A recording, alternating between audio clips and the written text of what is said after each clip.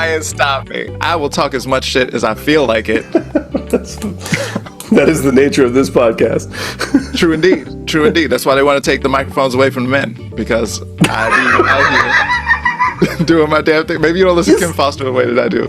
But is there a movement to take, like, listen, hell yeah. I'm just saying, when I look at my up. That's a real thing. If we are out here in these memes and these think pieces, I just 100%. I just when my podcast like app just sort of scrolls by, I'm not seeing that people are snatching mics away from dudes. Do you know what I mean? I don't feel like we're in trouble here. There's a fair amount of dudes. No, it's not happening. It's not happening. Kim Foster recently compared it to taking guns away from Americans. You know, like you're going to pass the law and then you're going to go by every house and take all of the shit away. And like, no, you're fucking not. No. You know, no, which was not the point that she was making. She was in favor of doing that. She's like, in favor of gun control and all this kind of thing. And so, as well as podcast microphone control. And so, but what I'm saying here is good luck. Good luck doing this. Actually, did you see? They'll pry my microphone from my cold, dead hands, Brian. You can't stop me.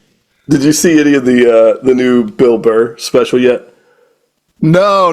I've heard good things about the special, but I haven't had a chance to sit down and do the whole thing. Man, am I really gonna check out am I gonna get a Peacock subscription and a Hulu subscription? Right. No, I'm not doing that either. Subscription. I'm slowly working through clips on YouTube. Do you know what I mean? Like, that's what I'm doing. Okay. Right on. He, I actually think Bill Burr is great on a lot of shit, but I think he's great on this kind of stuff, particularly in the sense of like, you can't tell people, like, both on the side of like people who are like, there is no free speech, you get canceled all the time. He's like, fuck you, say what you want and live with the consequences, which is the correct attitude.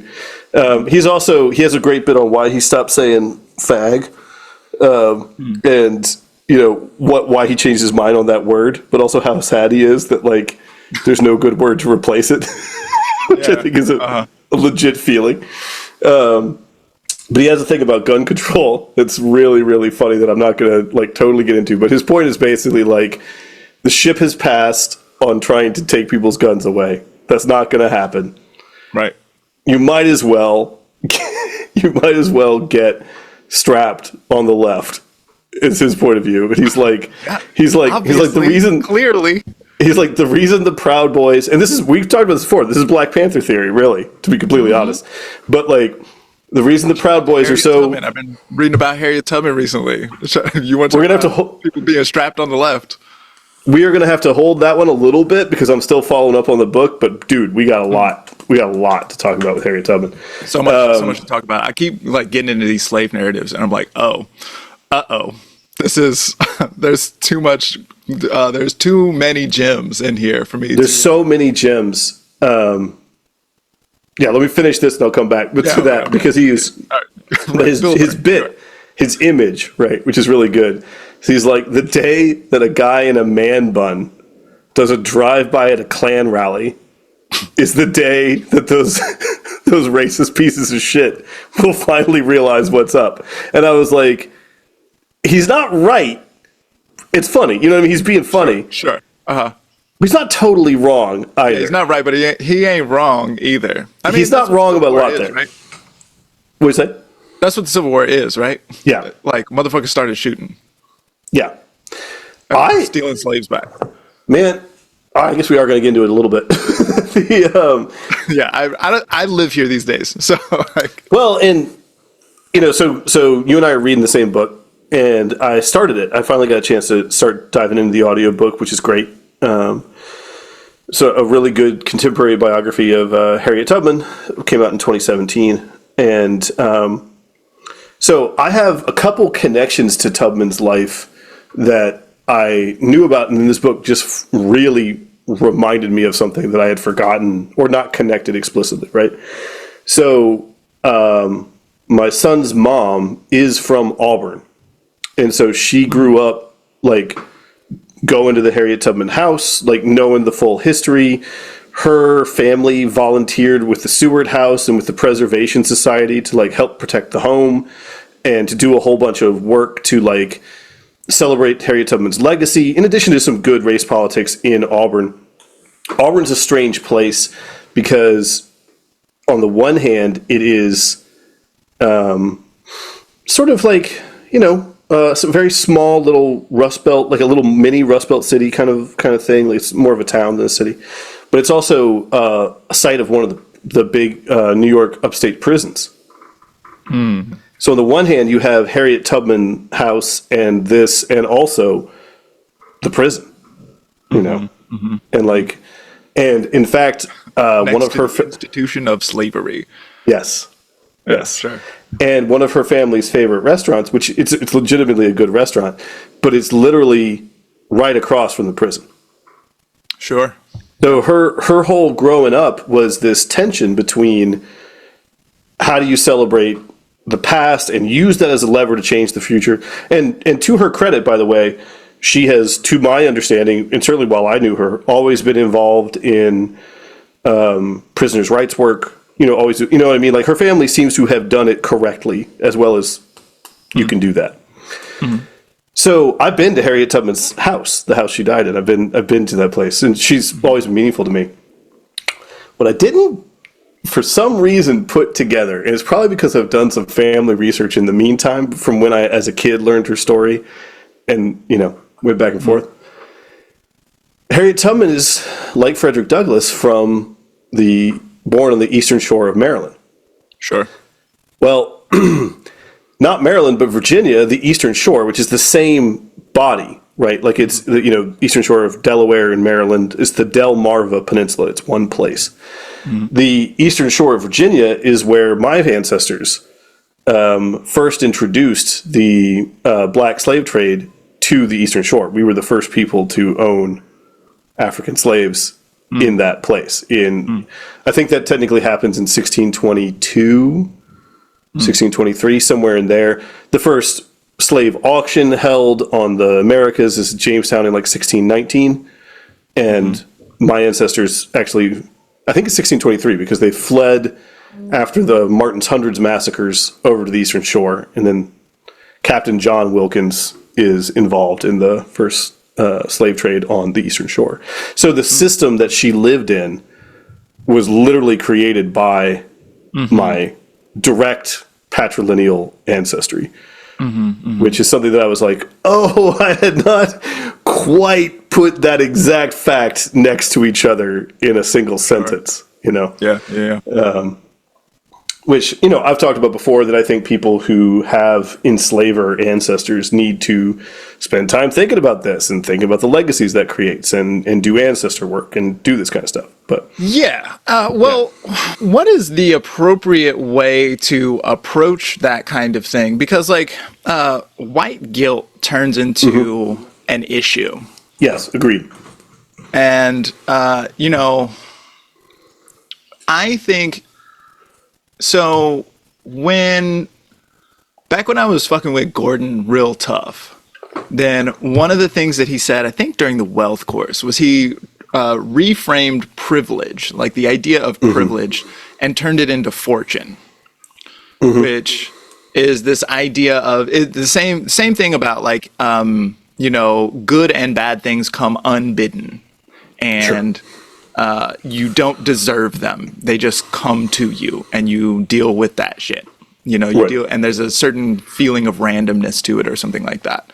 And that really resonated for me, like this reframe between privilege, which comes. It kind of encodes, yeah. Well, yeah, the way that privilege encodes meaning gives it a sense of, like, I'm bad for having it, for existing this way, you know?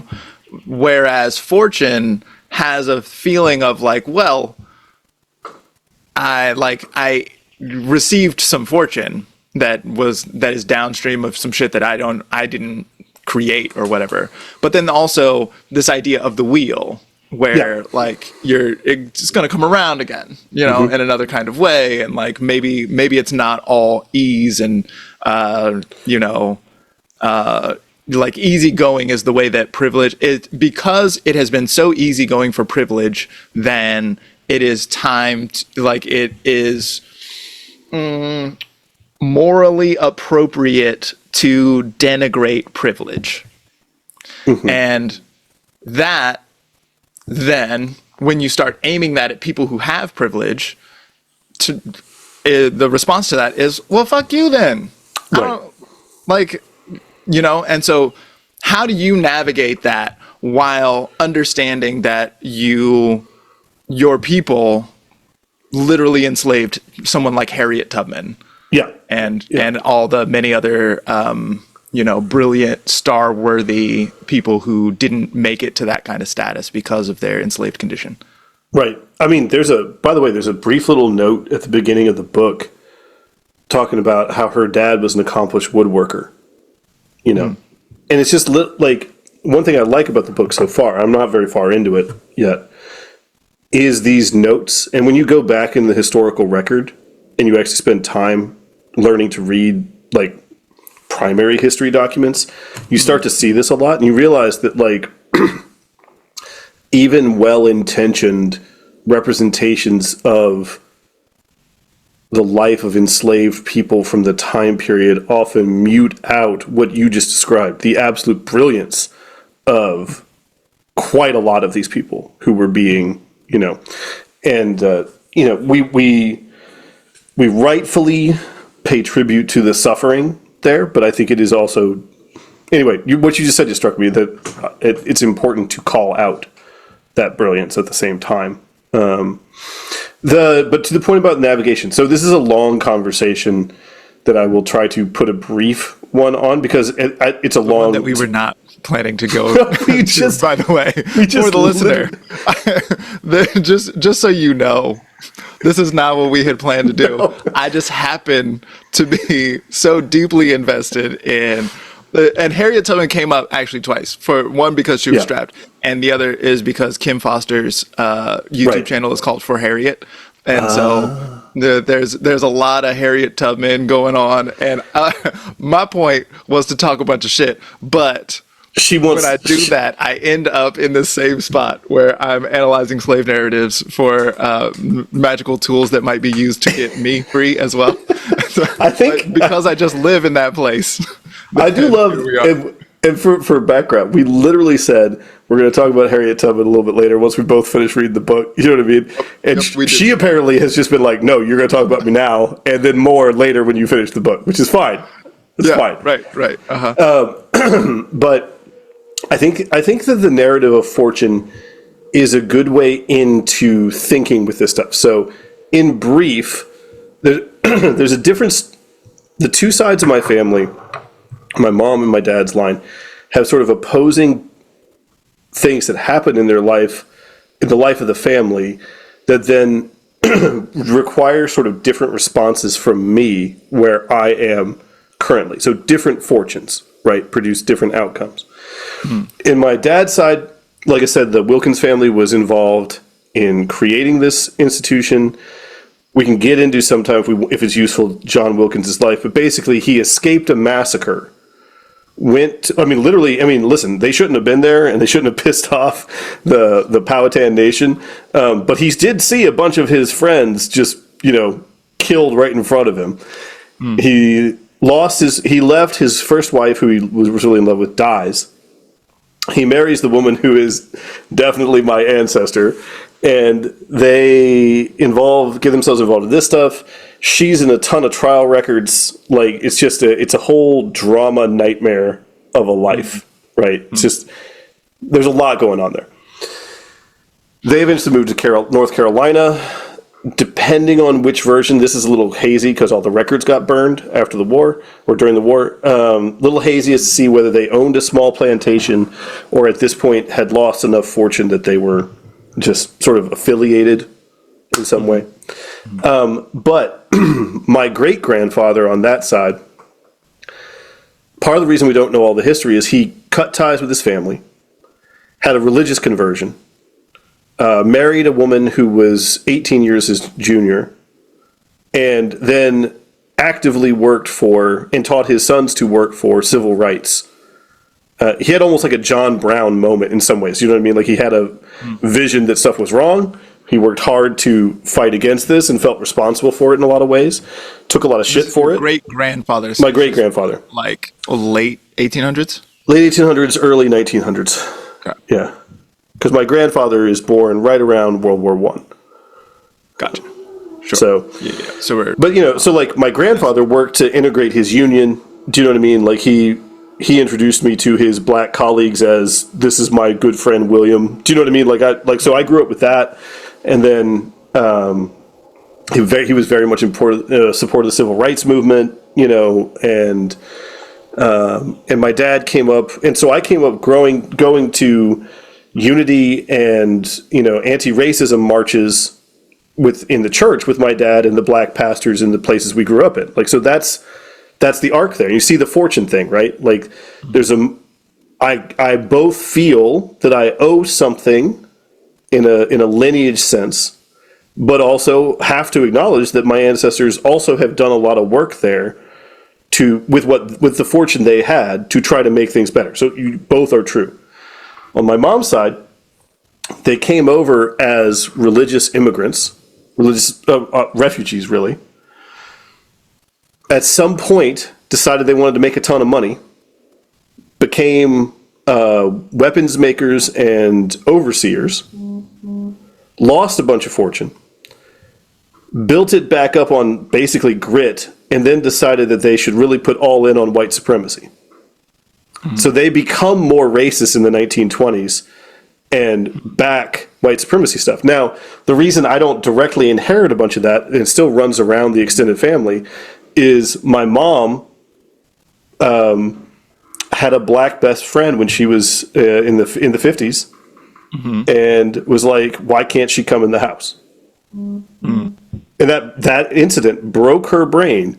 And so she chose to break with the family tradition, became involved in some civil rights stuff, you know what I mean? And got involved in the church and did that stuff. So, but on the one side, I'm dealing with a legacy that has a lot of like work that's been done. On the other side of dealing with legacy where there has not been hardly any work done. Right. In fact, actually more negative fortune has piled on in the meantime. Mm-hmm. Mm-hmm. What you have to do is not make it just about you. And this is one of my things that I think white guilt does. That's a key point. That is a very key point there. You got to make it not just about you. Okay, so explain what you mean there. So I think a lot of white guilt, and the reason I'm less happy with the privilege conversation, is it centers the privileged person or the white person's own identity as white as the center of the conversation. Mm-hmm. I feel bad about me. It's like, dude, your guilt has nothing to do with the actual horror that's involved in this stuff, mm-hmm. right? Mm-hmm. You, in some ways, me feeling bad about that, about something I did not personally participate in, but I do benefit from, is the least of our worries in this conversation. Like, mm-hmm.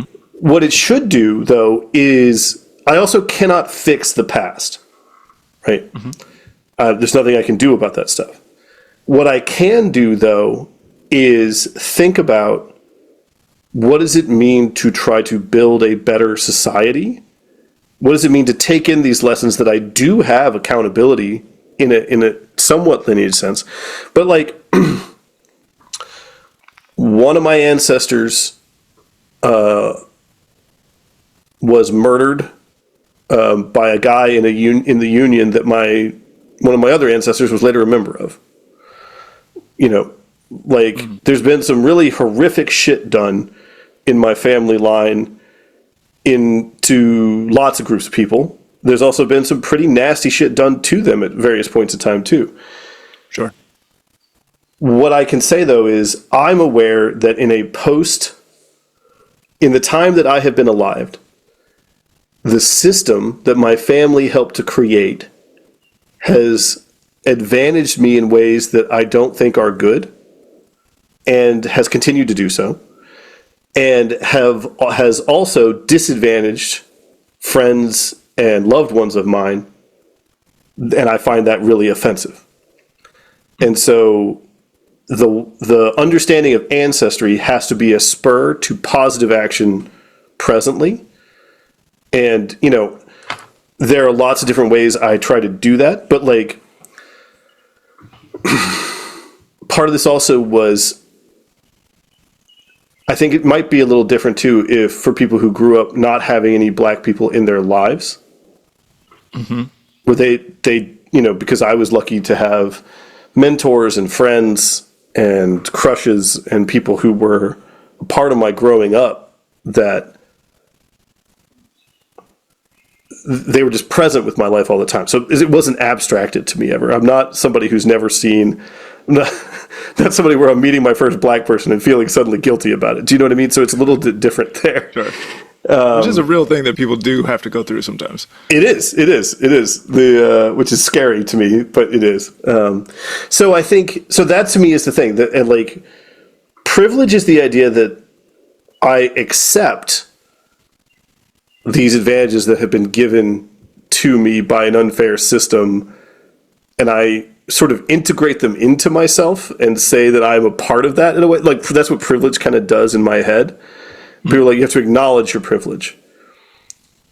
No, but I do think I need to acknowledge that there's a fucked up system that gives me advantages and that needs changing. And then from there, I do think the next step is actual practical action. And I take various kinds of practical action involved in this. I don't think you need to necessarily, I think you should do what is strong in you. This is how I feel about any kind of protest or any kind of action. You should do what is strong to your gifts and what is strong to your abilities. I have done, you know, and I'm loath to get into a laundry list there because I don't want to. Yeah, totally. Yeah. I mean, the idea here is more about field, right?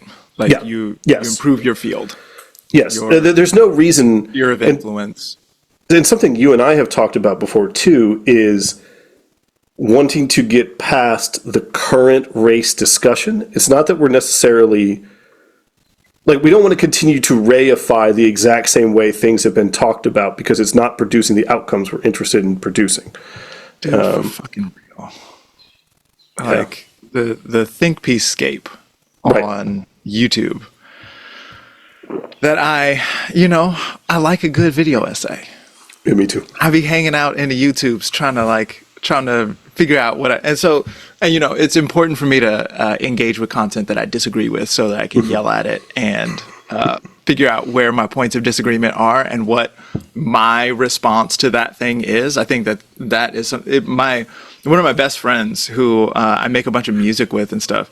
He and I were talking about engaging with like talking head political content, and he was talking about just like kind of like listening to it and just hearing what was going on and kind of going with that.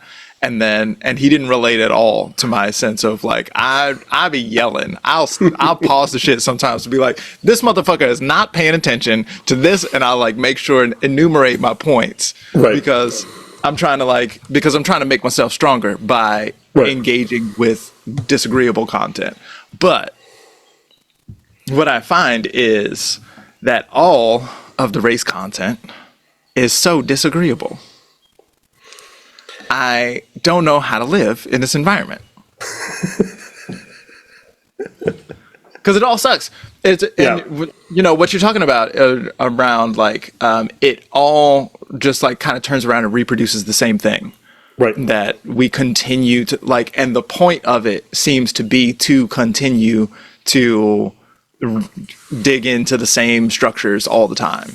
You know, like it's all, you know, and it's not that I don't like Bell Hooks's description of white supremacist capitalist patriarchy. You know what I mean?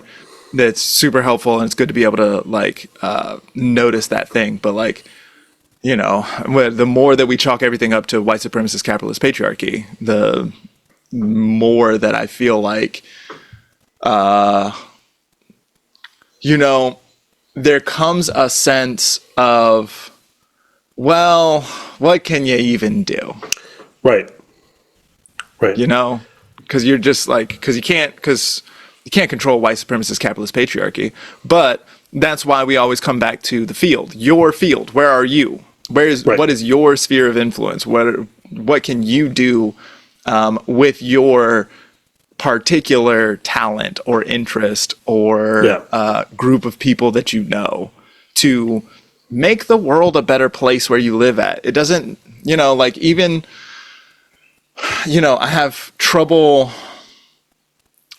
dealing with white people who want to talk so loud about whatever race stuff that they're trying to like make better, you know? And I would imagine that I would feel the same way on a gender tip or a sexuality tip as well. You know, like this sense of like, if you gotta like talk up all the shit that you're doing, you know, and like, even if you're genuinely trying and you're in a space where you're like, I noticed that the system is fucked up for such and such a marginalized community, and I want that to get better. Something about that feels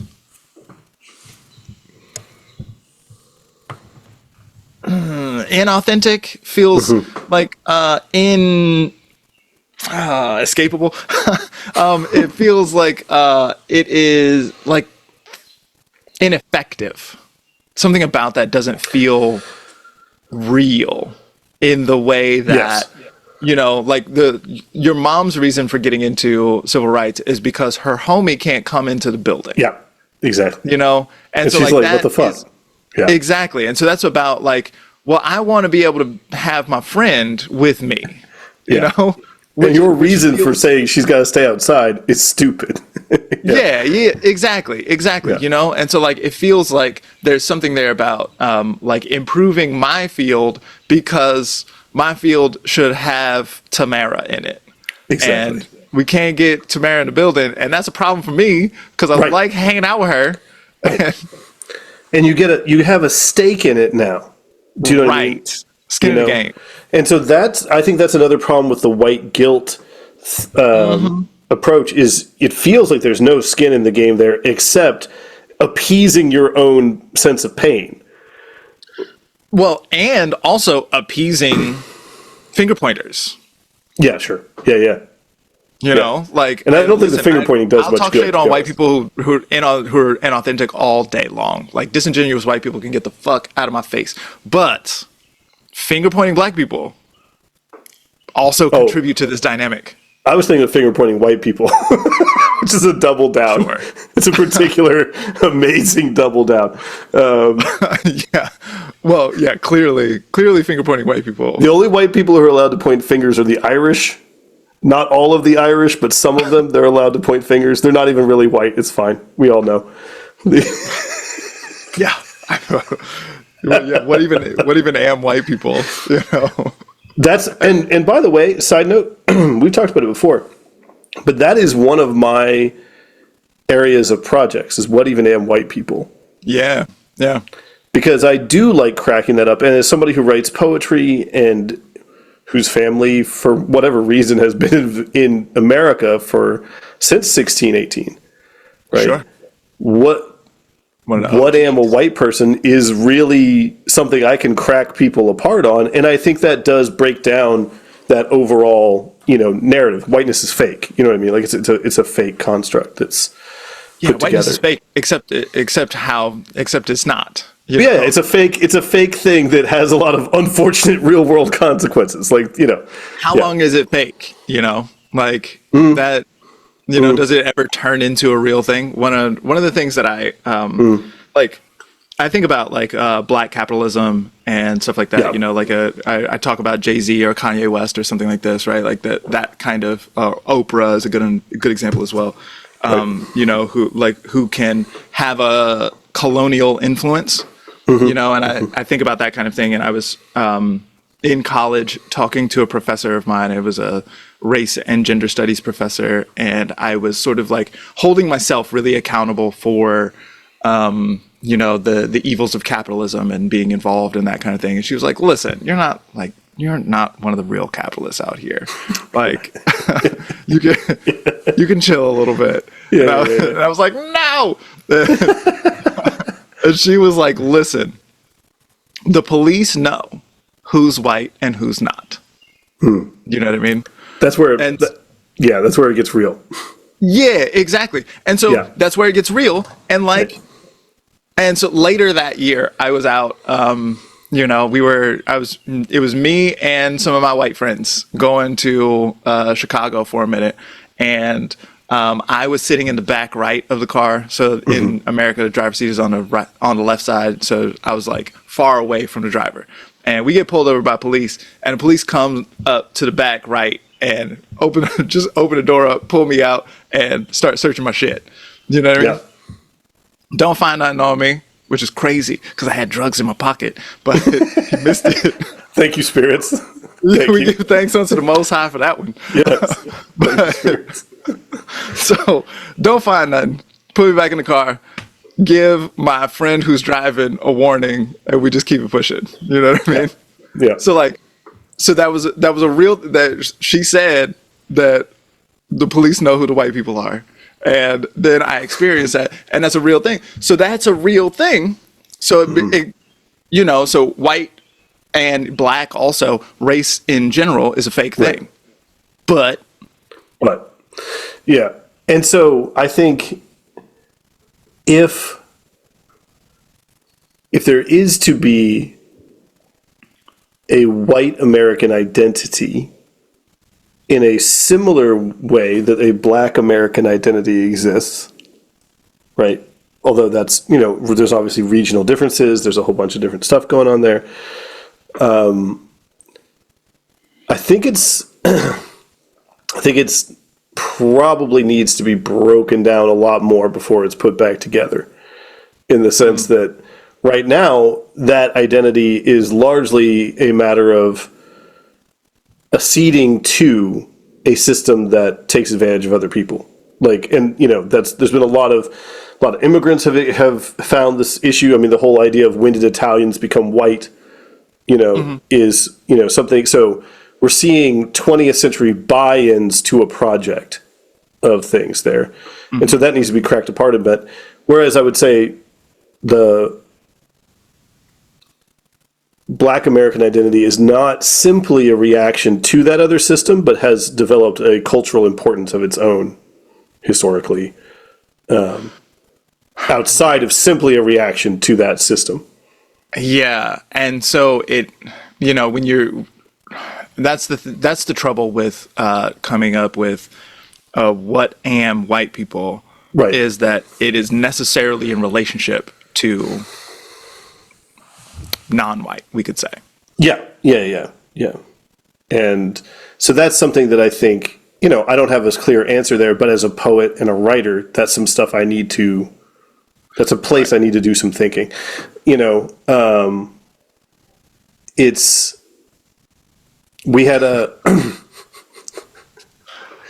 I think it's funny how I think people. I will talk about one thing for a second that I got to do the other day, because it's an example of, I think, how small things can change the structures of a thing. I think people sometimes think you really have to do something dramatic or stand up in a room and throw something or make a big scene in order to change people's point of view on something. My day job's in marketing. We were looking at models, right, for an apparel company. Sure. Now, this company has a bunch of different models, right? All different races, everything else. They market to everybody. Good capitalists in that sense, right? This is quite happy to sell to whoever has money. Yeah, if we got the money, we want it. Exactly. But which honestly is the argument for free market capitalism. Oh, 100%. I actually, I am if what you want is diversity, equity, and inclusion, what we need is to get everybody money up. It's to get everybody's money up and to get real marketplace capitalism going. But we're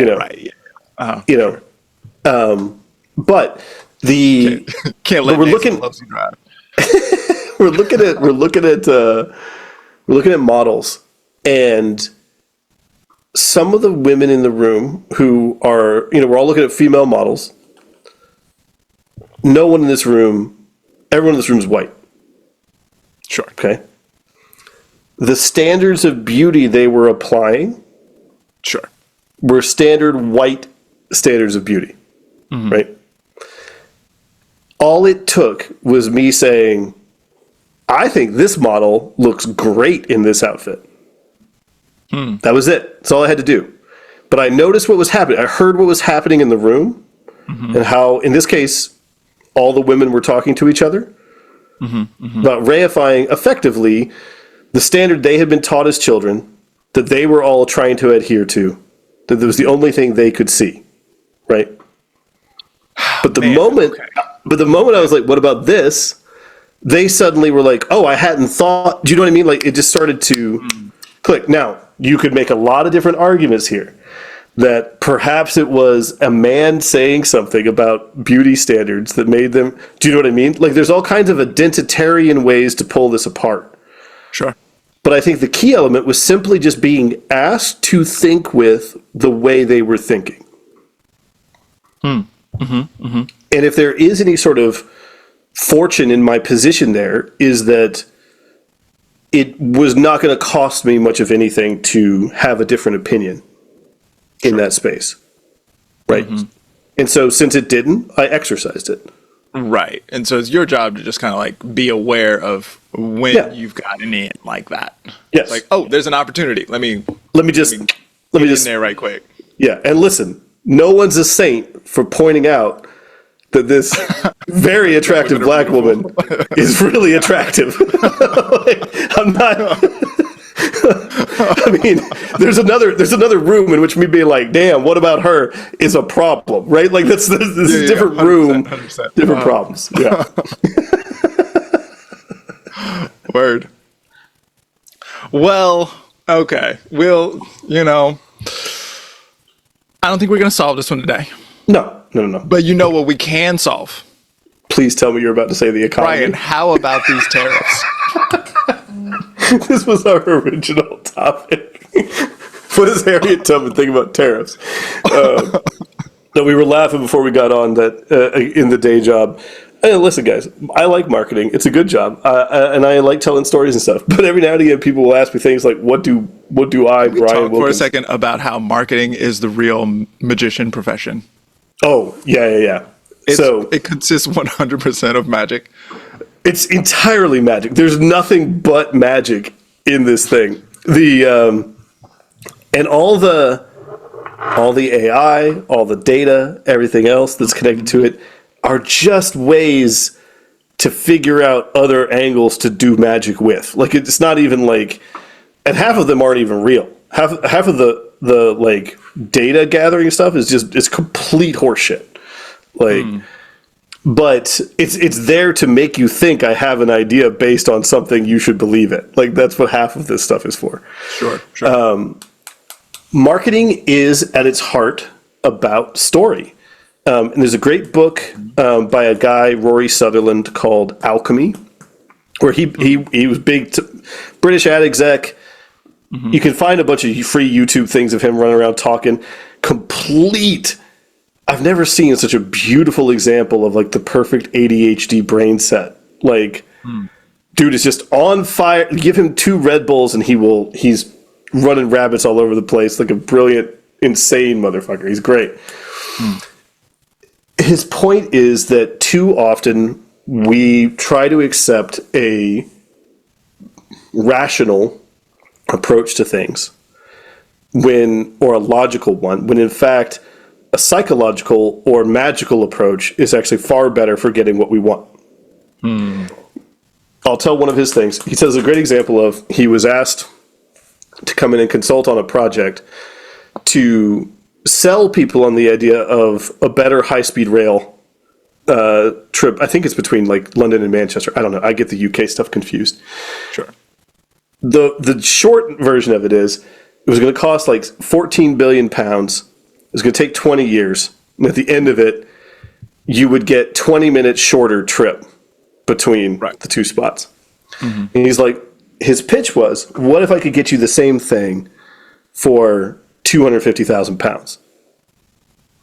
And they were like, all right, sure, what's that? He's like, trains leave the station.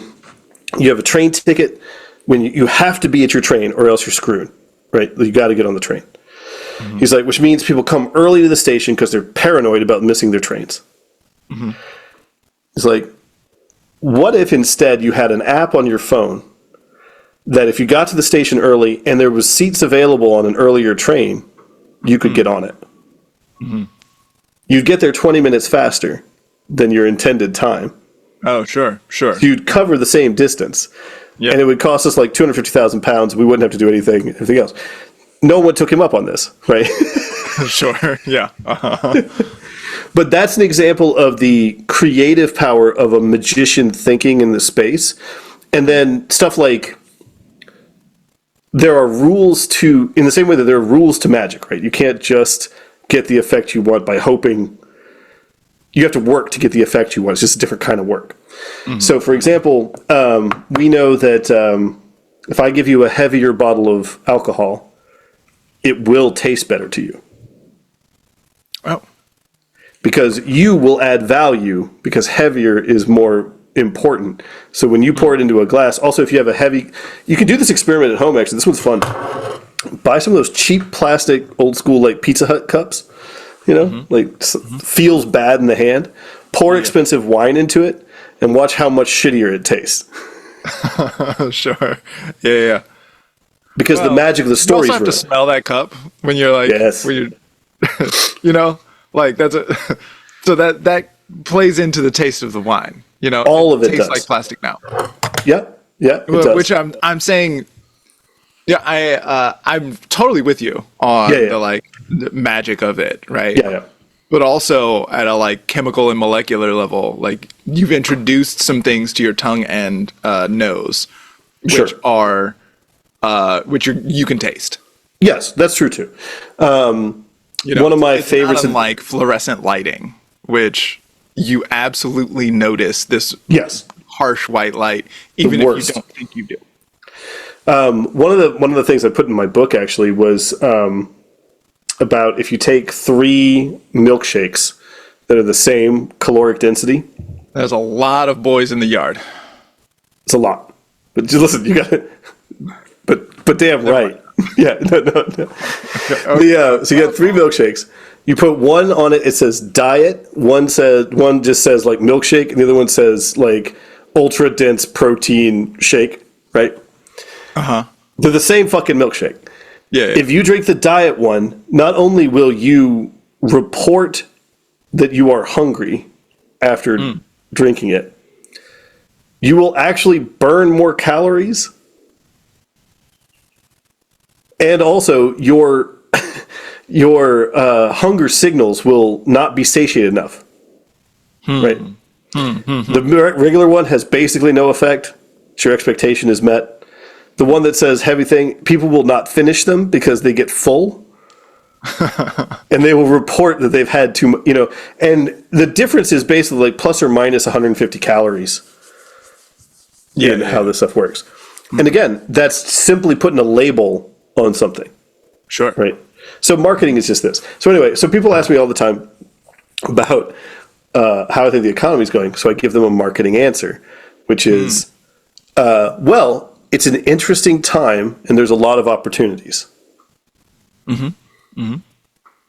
Not just because I think that's true, but also because I think you're better likely to survive this current circumstance if you view it as an interesting time with lots of opportunities. Totally. Yeah. Yeah, it sure is that, isn't it? It is interesting and full of opportunities out here. Listen, I bought some stuff that I think is going to go on some tariff shit.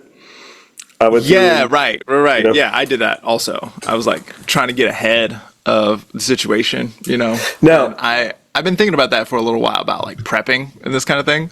And I decided that tech was the way to go.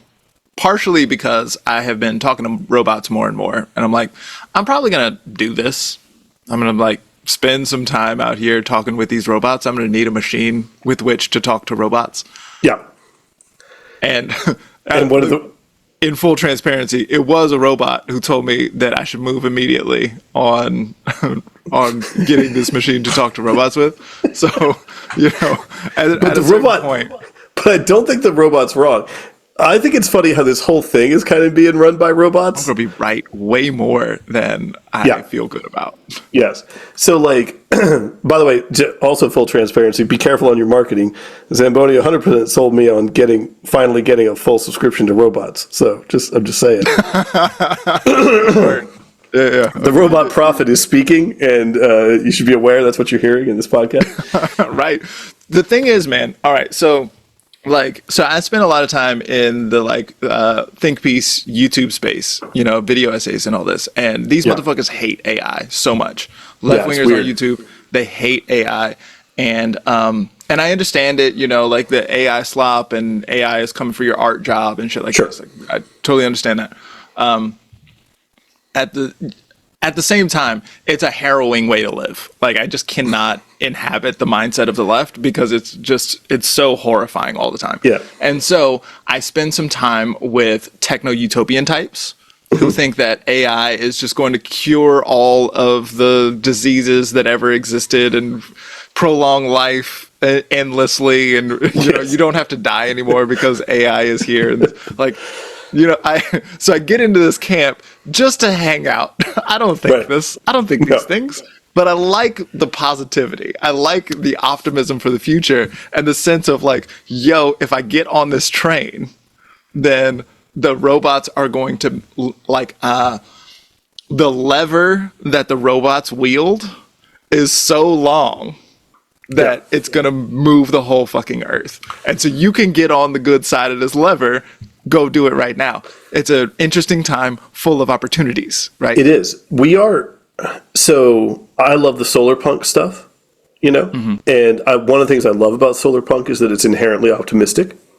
That a combination of older tech, older traditions, magic, animism, all this stuff, combined with emerging technologies, chosen with some desire for a better world, can actually give you a better world. And we're already living in solar punk times if you want to be. You 100% can have a small permaculture farm with chickens powered by solar panels that runs an electric car that is by and large self-driving, that while you can get, you know, recipes and research projects done in the background while you're working your remote job, then going out to feed your chickens. I'm literally describing Jesse's life right now. Like that's shout out to you, Jesse. Yeah, that's her day. Listen to Donny Hathaway while you do it. Exactly. So, you know, like, sure, is everything happening with AI good? No, it's not. That's why I was laughing about AI being on both sides of this problem. So, like, I think it's pretty clear. It's cotton gin. I think it's pretty clear that in deciding how they were going to do tariffs, they basically were like, "Hey, ChatGPT, how would you do tariffs based on that? Based on like the trade deficits, rather than asking it a better question." But I think that's the key thing here. You didn't ask it a good question. There it is. So here is the thing, and so I have been.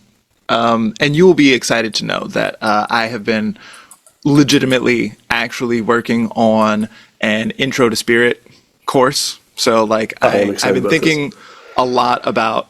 So what happened was I work at a bar, and one of the bartenders is younger than me. He's maybe 25, 26 or something like this, and he feels really lost in his life. And he like drinks a little too much and parties a little too much and gets himself into trouble, and he's like got a weird family life and all this kind of stuff. And so he like and so one day he got off of shift and I came on to shift, and so I'm tending the bar and he's drinking now, right? And so he is in a mood to talk. He's telling me all the stuff, and he's hitting me with the like, oh, I've never told anybody this, but you know, and like he's doing all of that, right? Yeah. And so then after, you know, he's like 4 drinks in or something like that, and he starts being like, "Can you teach me some like so what he wanted some like spiritual guru shit. You know what I mean? Yeah. And I have that for him in that moment. I was like, maybe you should check the podcast out. I don't know. But like, so from that point, I've been like, man, there are like people like this are many. They are legion.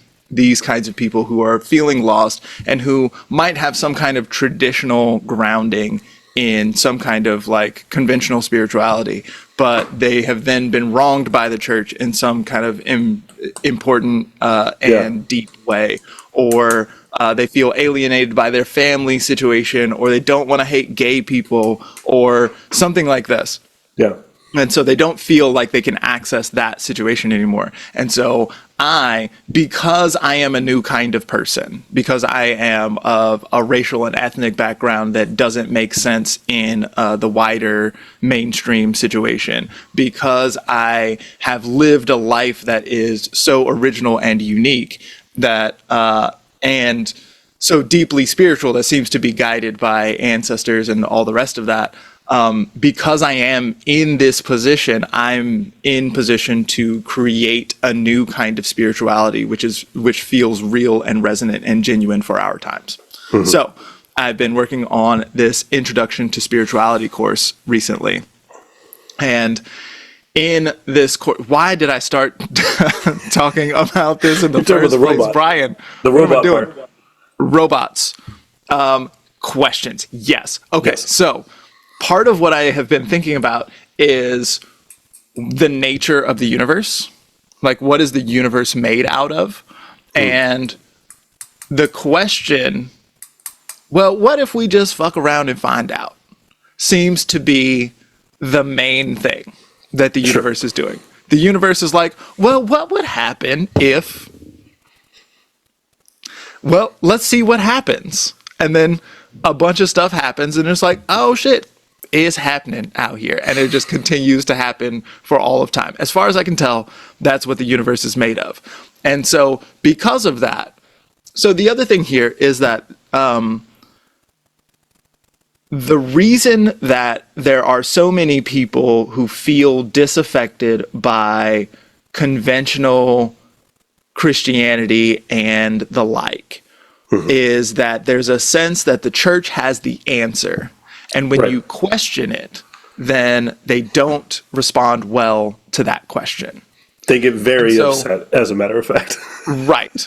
And so there's a part of me that notices that the question itself creates an opening. Mm-hmm. So to the interrogative form, to ask a question creates an opening. And you've heard me on this podcast talk about bio como lafe, and what if our response to the crisis is part of the crisis rather than declaring that our response to the crisis is part of the crisis. If you say that, then you reach a dead end at a certain point. But if you ask the question, well, what if our response to the crisis is part of the crisis, then you can be like, okay, well, what if that's true? And then you can play out several different futures that can come from that. And then now you're in a place where you're engaged in timeline selection rather than, and that continues down the whole road, the whole path, right?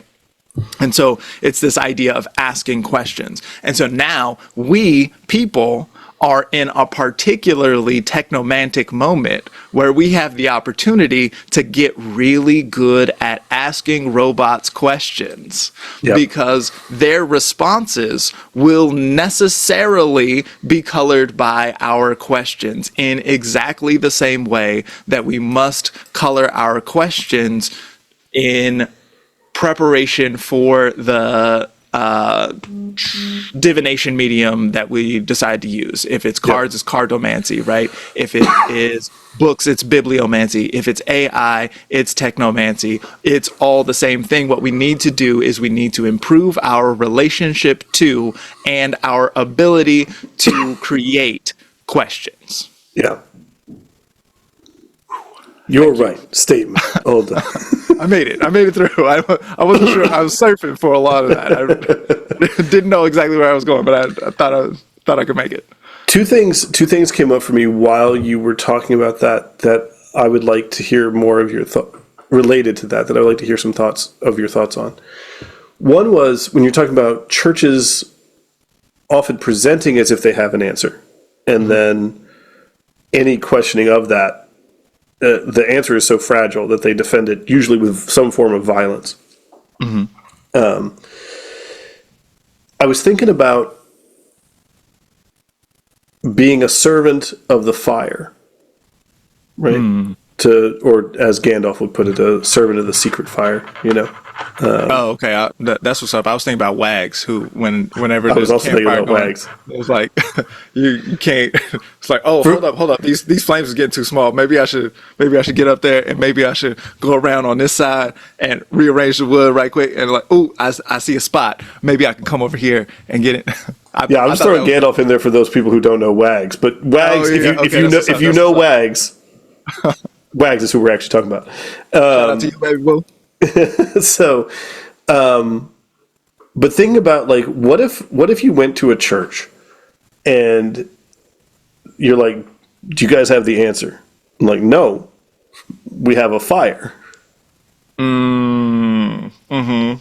have power. Continuously holds my interest, which I cannot stop looking at because it is so deeply interesting. And it's going to continue, but we have all of the pieces that you have to have the fire. We have the power there, we have the potential, we have the things to feed it, we have all this.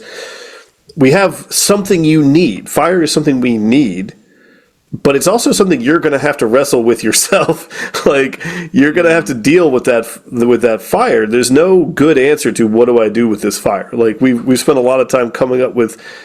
There's lots of good answers from the past. I saw the internet in all its abundance showed me something I'd forgotten about, which is the old school tech of the self-closing candle, self-snuffing candle thing. So basically you have like a little, think like a little snap thing, like a little acorn that opens up, right? Acorn that opens up. So you put it on a candle and it's open.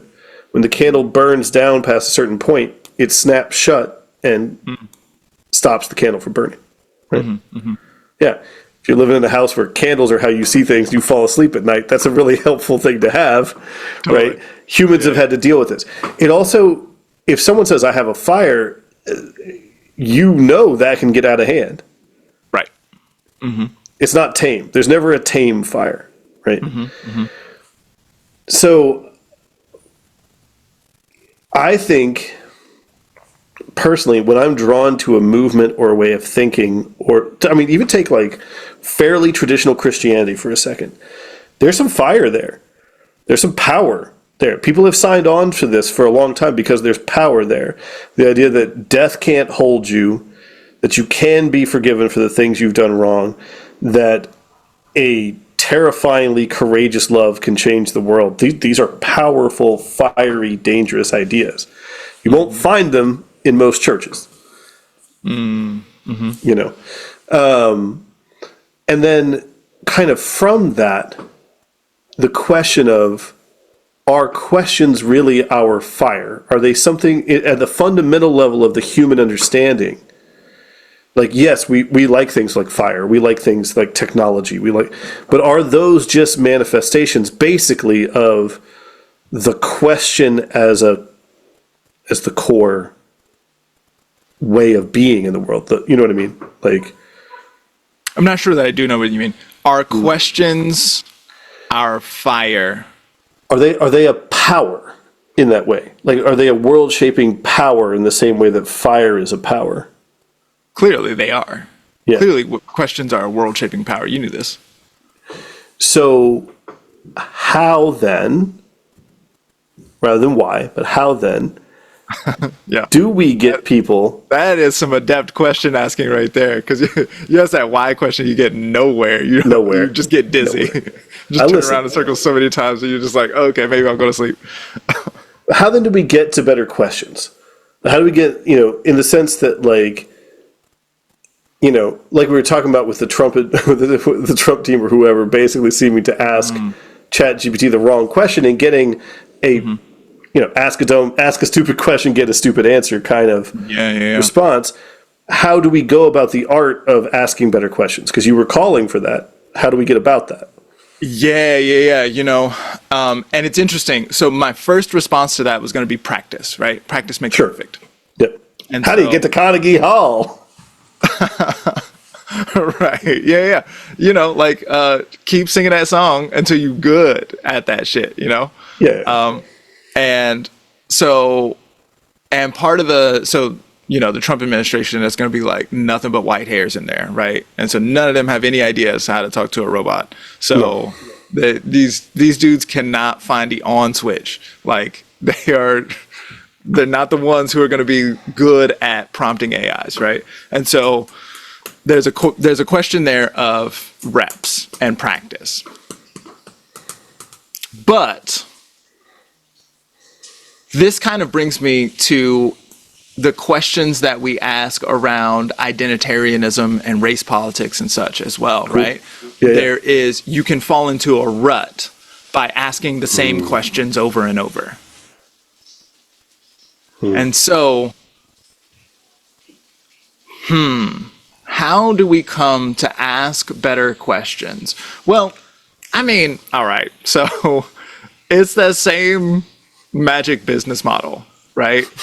Where it's like you define what a better outcome would be, and then you try to get toward that outcome, and then you see, did you get closer to that outcome, or did something else happen? You measure that, and then you're like, okay, well now I'm gonna revise my thing, and I'm gonna try to do it again, and get closer to the goal this time, based on whether or not it did or did not happen, right? It gives you information that you like ask a better question or ask another question. Yeah. Written in a different style, or this kind of thing. I was trying some bibliomancy the other day, and with AI, because you brought this to my attention that AI has read all of the literature, and so why don't you just ask it for a passage? And I was like, oh my god, this is going to be so dope. I got this. All right, AI, please. And so what I found out was like, if I just ask it my question, then it'll say, yes, you're doing great. Yes, so it approves. Like, get out of here with that. So I was like, okay, I'm just going to hold the question in my mind. What I want you, AI, to do is to bring me a passage. Bring me a passage of something that has been written that you've read that is going to speak to my shit, to my situation, to my question about this situationship who keeps texting me from across the fucking ocean, even though she's supposed to be across the ocean. Maybe right? So I had this question in my head, was like, bring me a passage, right? Right. And the AI was like, well, in the lore document that you uploaded, you said that I am supposed to talk to you in this kind of way. Here is that passage. Sassy fucking robots. Right. So it was on me. That was on me. I didn't ask the question. I didn't ask the right question. So I had to go back and re-ask my question, hopefully getting closer to my desired outcome.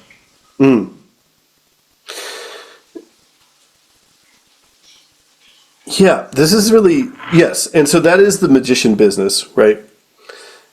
When you're talking about a new form of spirituality, one of the things that I think in the current story of magic, right? This, the way a lot of people, at least in sort of Western magic kind of tradition stuff, talk about it. It's this secret knowledge that is kept by the few, the smart wizard, the nerdy kid who secretly has this power. Throughout trials and tribulations of history, right? And then over time, you too can learn the secret lessons for only $5.99. Send in your book to Aleister Crowley and his special Learn by Mail AA Society, right? And the wonders of the universe can be yours. It's just, and you're the specialist boy because you have taken the time to do all the meditations, and the world will open up for you. I do love being a special boy. I do too. That's why that's why I know all this stuff. I paid my $5.99, guys. Right. Totally. But I think there's something about marketing. I think there's something about art. I think there's something about questions right? Like what you've talked about. This is really not that hard a method. Like, and, you know, Socrates talks about this too, right? You know, the Socratic method is largely questioning. And, like, to say that that stuff is not hard is both to also admit that it can take you into some places where you're like, I could use a computer to help me answer this question now, please, thank you. You know what I mean? Like, you can get into some really deep and weird and wild places, but the key method is not hard to understand in its own way.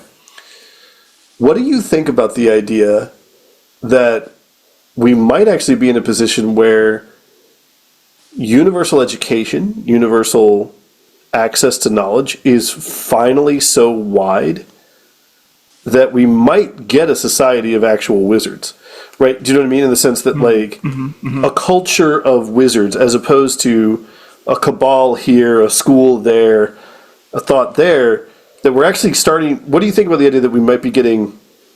that AI and this kind of stuff could open up the art of questions to so many people that we would see an actual sea change here in the way people approach things?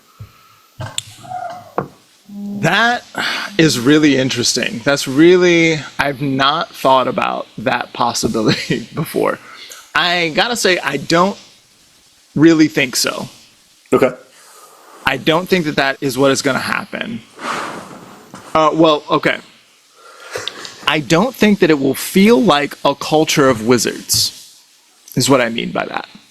So I do think that there will be a culture of doing well with AI prompting. Sure. And I think that that is likely to be a specialist trade, just like anything else is.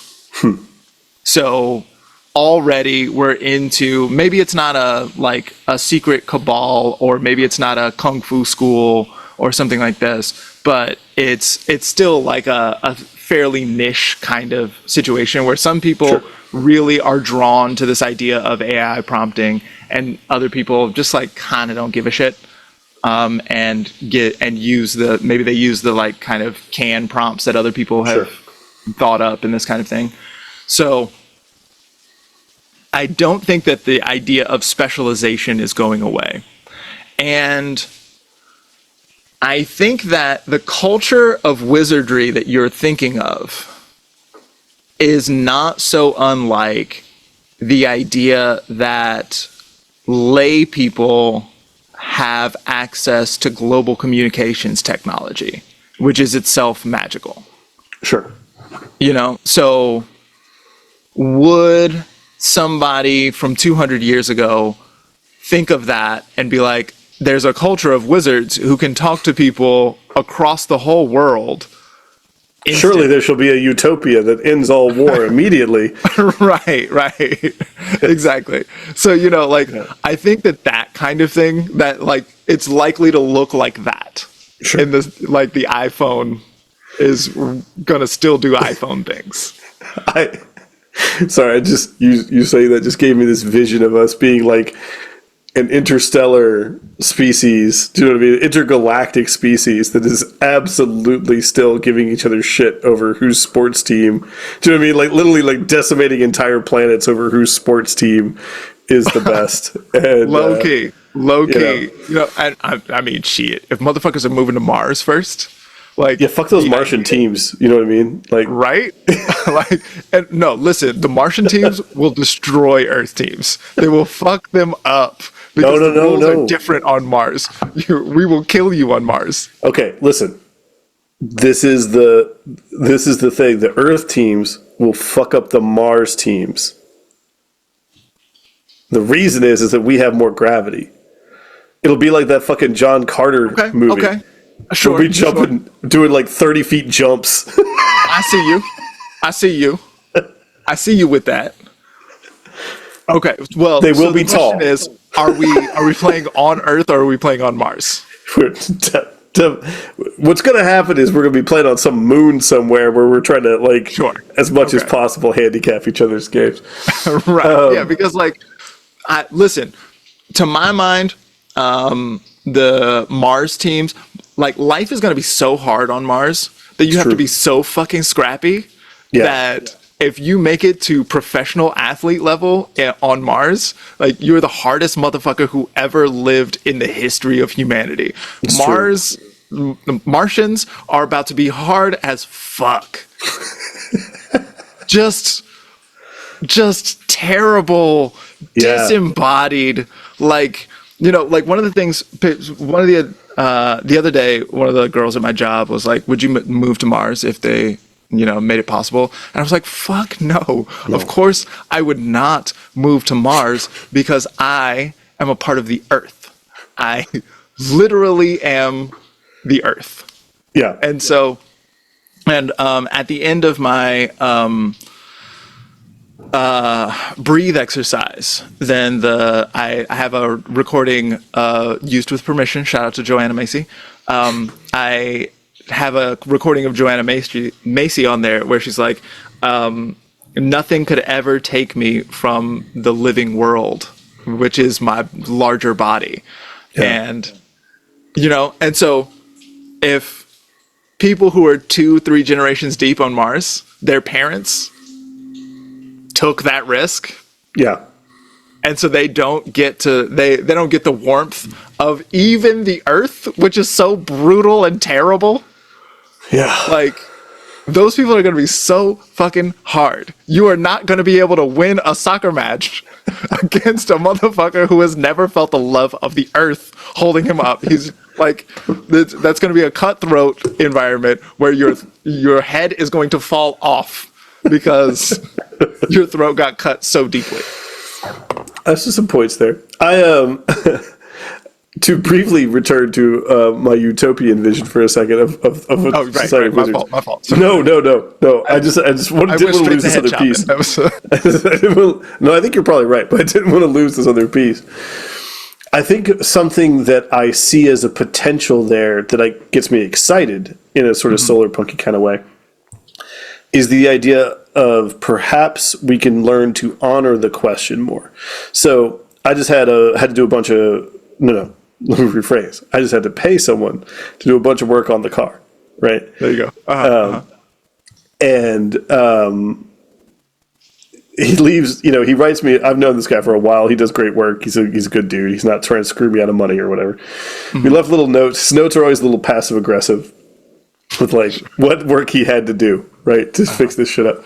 In this particular case, I'd let a problem go for a little while, partially because I didn't realize it was happening, partially because we had to wait to get parts. You know, again, fix your car parts now, folks. This is back to the tariffs again. Word up. So, but anyway, particularly if you got, I don't know, Japanese cars like me with parts made in China.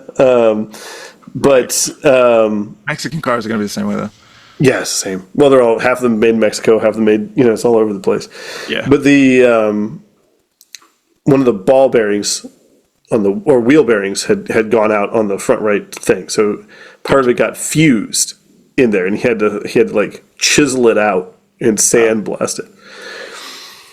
There was a moment where that guy, like, he knew there was a problem. He opened it up and he's like, we have a whole new set of questions. You know what I mean? Like, thank you, Brian. You've brought me a set of expensive questions to look at today. Yeah. That dude's a fucking wizard. Do you know what I mean? Like, my car's driving great. Worth every penny. Happy to pay that wizard for that stuff. Good doctors, good healers. These are also question machine wizards. You know what I mean? Sure. Like, they're really... In fact... Then in the art of motorcycle maintenance, right? Probably. I didn't actually read it. Oh, okay. Well, that is the underlying theme, is like this idea of motorcycle maintenance, like getting into an internal combustion engine and being like, and tinkering with it and continually asking questions about what is going on and like making judgment calls the whole time. Like, seems good that way. That would make a good book. For. Yeah. It I should probably caused a meltdown for me in high school. Everyone kept telling me I had to read it, and that hit my natural gag response on that, and I was like, no. Totally. Which is my own fault. But then, you know, and this isn't just a, like, dignity of all the trades, blah, blah, you know, this, you know, nostalgia for handwork, this kind of thing. But to say instead that, like, no, we see wizardry in lots of places. how do you take this rough and tumble Mars team and turn them into intergalactic soccer killing machines? You know what I mean? Like, these questions show up in all kinds of different places. So I wonder if my hope is that we can start to understand that underlying structure more as a society. Sure. Yeah. So what you're talking about here, I think, is generating an appropriate model of what the universe am. Like what is the world that we're living in? And, on the assumption that the world is basically consistent. And so if you navigate the world, then the world will respond to you in the way that the world does respond. This is the way, right? The Taoists call it the way, and it's like it's not the right way or something like that. It's just the way that it happens. It's the way that it goes down. This is if stuff is going to happen, then this is the way that it's going to happen. That's the way that they're talking about, right? Yeah. And so it's this idea of like coming into better contact with the way and continually refining our understanding of what the way am, such that we can improve our inputs into it, and by improving inputs, improve what comes back.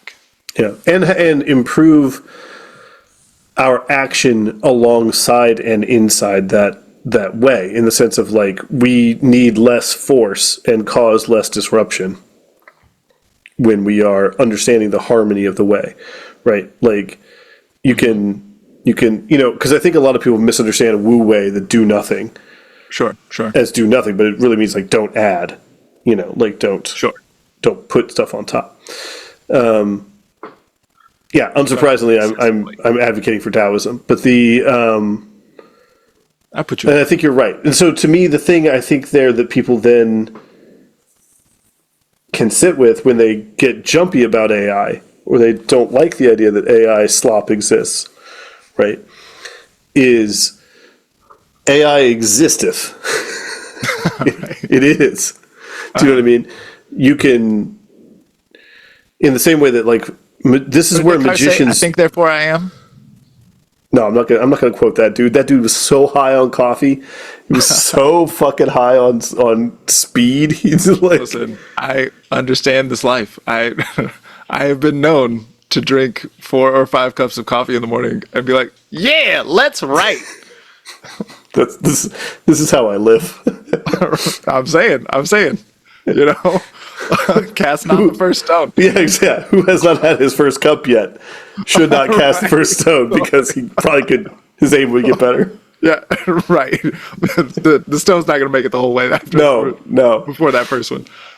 But the shit, I got lost. Where was I? Where was it before the Descartes thing? Right. Yeah. The robots.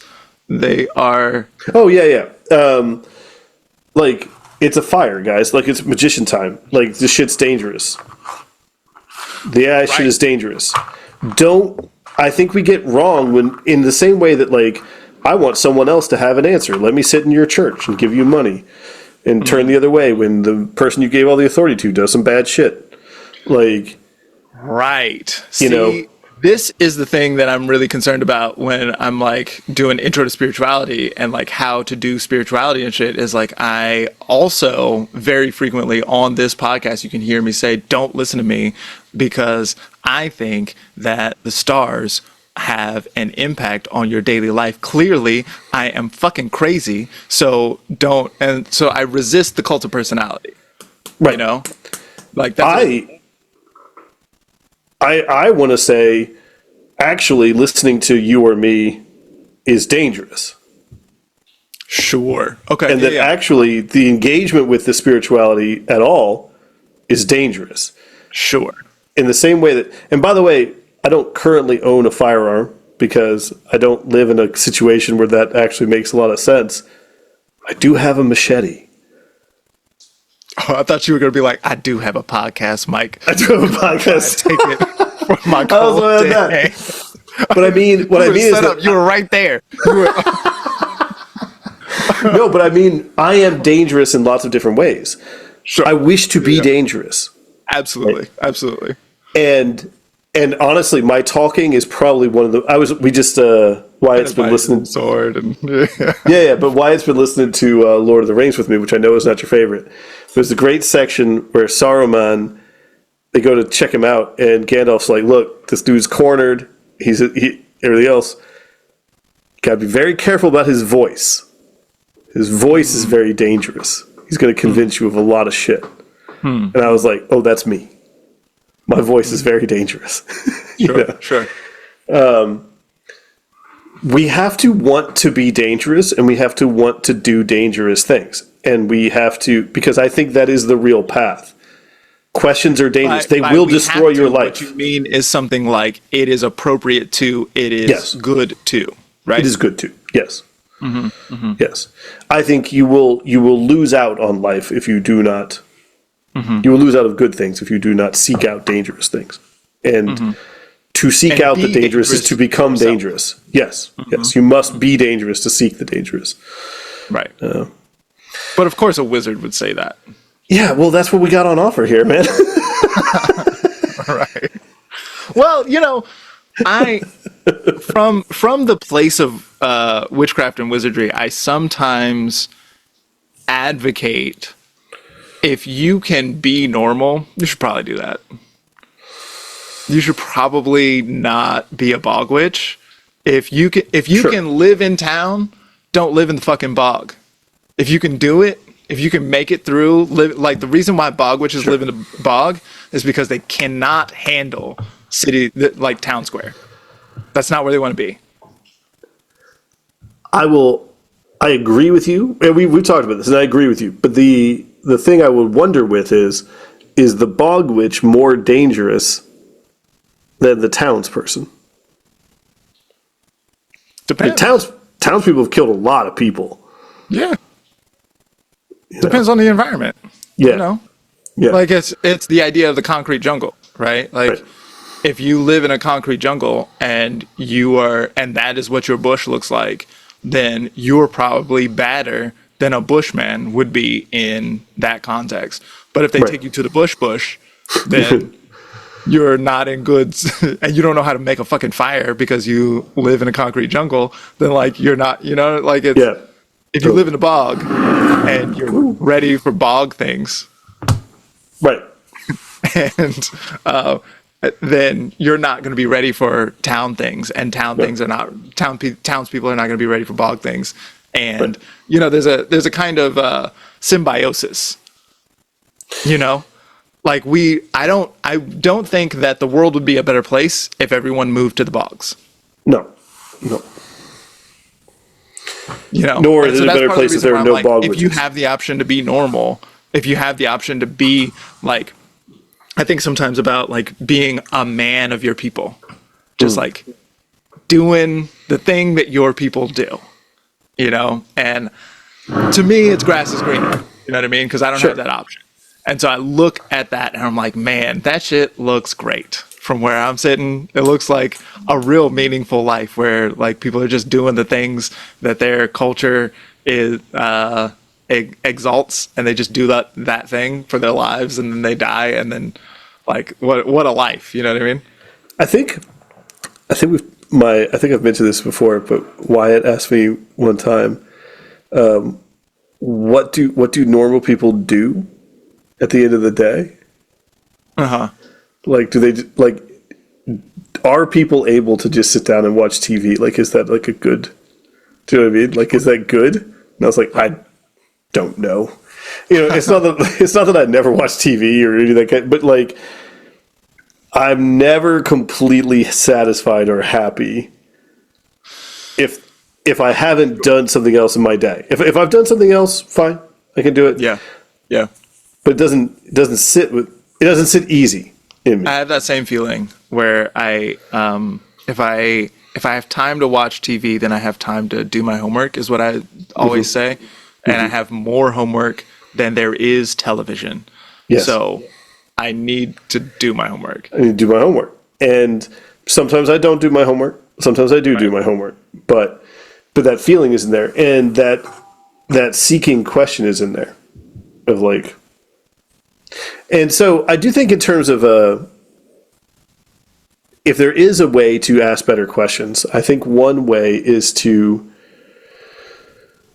try, you were talking about it earlier, try to refine what you know more and more, or like just become less wrong. Yes, become less wrong. I mean, I really do love Gordon for that one. The less wrong thing is a really useful, it's a really useful place to live.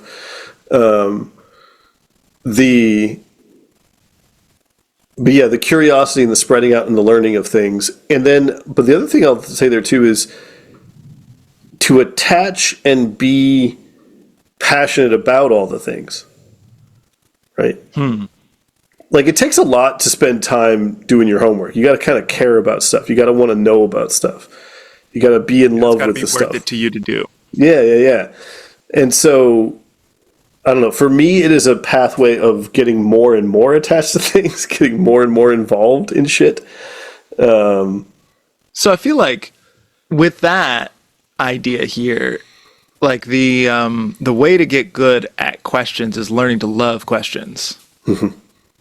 Learning to like take an interest in it and be like, ooh, could I do better than that? Yeah. Could I do better than that? Is actually a really great magic spell. Yeah, that's I could do better than that. That's what creates a Michael Jordan, you know? Yes. It's so weird how I can do better than that. It is a statement, right? It is a magical statement. But it's a statement that creates, it's like a boat moving through water. There's so many questions that come out of that statement. Sure. Yeah. Well, like, what could I do to make that better? You know, like there's, and that's a wide open question and all that. Yeah. I honestly wonder if there might be even greater efficacy to, could I do better than that? Yeah. Was that my best work? That is, and I will say that's the teaching method of the Tai Chi lineage I learned. And not in a negative way. People hear that sometimes and they feel like it's very passive aggressive. It's not. It's like, you first have to be able to say, that was good. Right. Yeah. Yeah, I put what I had into that, for sure. Could I do better? Yes. The answer to that is always yes. So the next question is then, well, how? I wonder about that sometimes. I remember when I put out Can't Help Myself. I remember being like, I have set the bar real fucking high for myself here. And I don't know that I'm going to do better than Can't Help Myself. Now, I think I've hit the mark again. Sure. I think that Thank You is as good as Can't Help Myself is. I think Bussin' is as good as Thank You and Can't Help Myself and Breathe. Like, I think I've hit this mark a few times. Better? Ooh. I don't know, man. The shit fucks. The way I try to think with that is there is a natural time point past which I can no longer do better on this particular project because I have shifted or moved so much that I now have to engage in a new thing. Well, sure. Yeah. There comes a point where I can't, I just have to publish the goddamn thing. Right? Yeah, just stop. I could continue to edit it and whatever, but like I just need to put it out there for sure. And then comparatively, there may be a time component there too. Like, could 20-year-old Brian kick 300 times in the air better than me? Yeah. He definitely could. Totally. You know, but can I now do the best I can with what I have?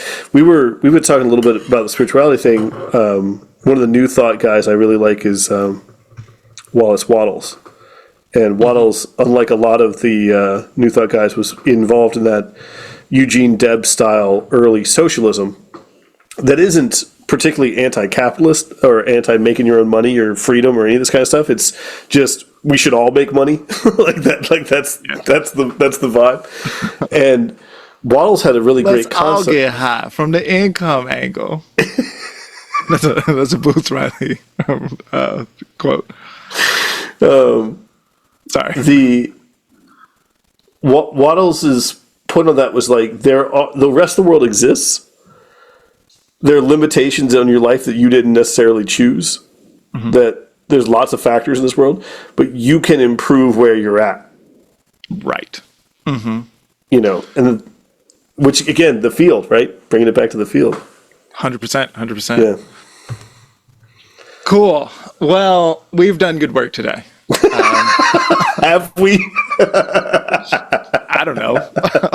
We have arrived. We showed up, and I laughed a bunch of times. So yes, I agree. I will accept that, and hopefully the folks at home are laughing too. And if you would like to laugh along with us some more, then maybe you should go to wilkinsbrian.com in order to get a geomancy reading. Them shits, let me tell you, are super useful when you are trying to make tactical decisions in your life. That is a real good angle. Half the time, I'd be asking questions, and Brian be like, "Are you sure you don't know the answer to this question already?" Zamboni's talking about a particular one we went through recently. No, I'm not. I'm not talking about that. I'm talking about how many times this has happened. Lots of times this has happened. But that is a very useful framing for divination. That is excellent for tactical move making in life. And so one should definitely go to, what was it? wilkinsbrian.com. wilkinsbrian.com. That's the spot. There it is. Please come by.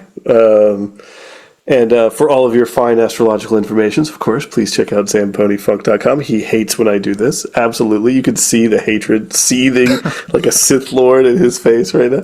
But no, it's... I did always identify with the Sith a little more than the Flash, man. The Flash is he just look look better. They're fucking sexy. You know what I mean? Black I like robes. Yoda a lot. Yoda is I got a lot of love for Yoda, but man, I just want to point out some Darth Maul with the fucking flowing black robes and the fucking turtle ass face and horns and shit. I know. And the two-sided lightsaber. Like, what? How am I supposed to not love this? Yeah. But I do not want to blow past the fact that I said the Sith are sexy. You agreed, and then you said, but I do love Yoda, which is revealing some things about your nature of desire that I listen. I'm learning. I'm listening. I'm learning to ask questions. Word. Well, you make an interesting point. So maybe Zamboni's learning something today job too. For divination. Yes.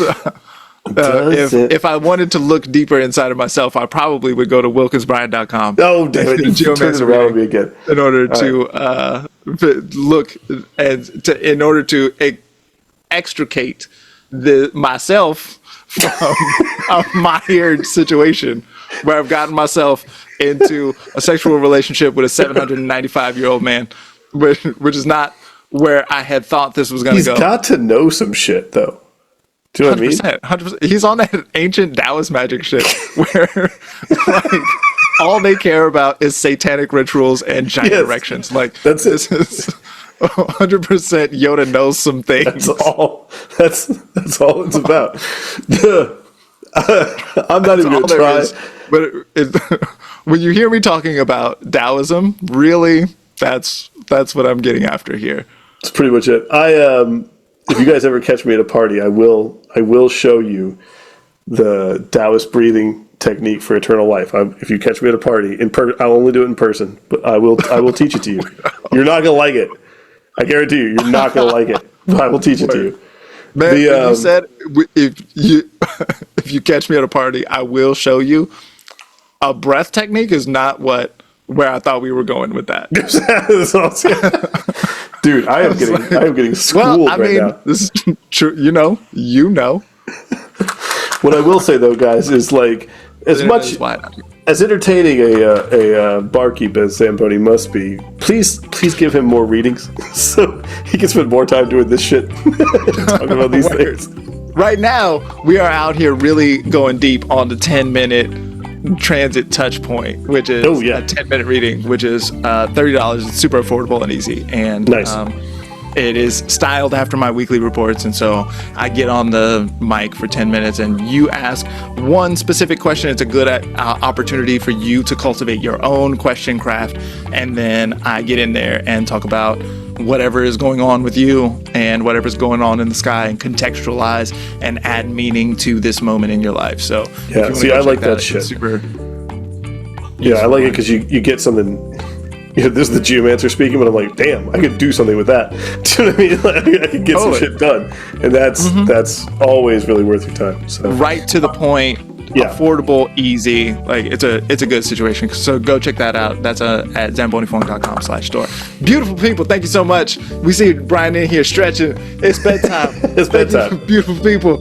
I will check y'all on the flip side. Thank you, Brian, for being here. Peace and blessings, family. Thanks, everybody. Peace, everybody.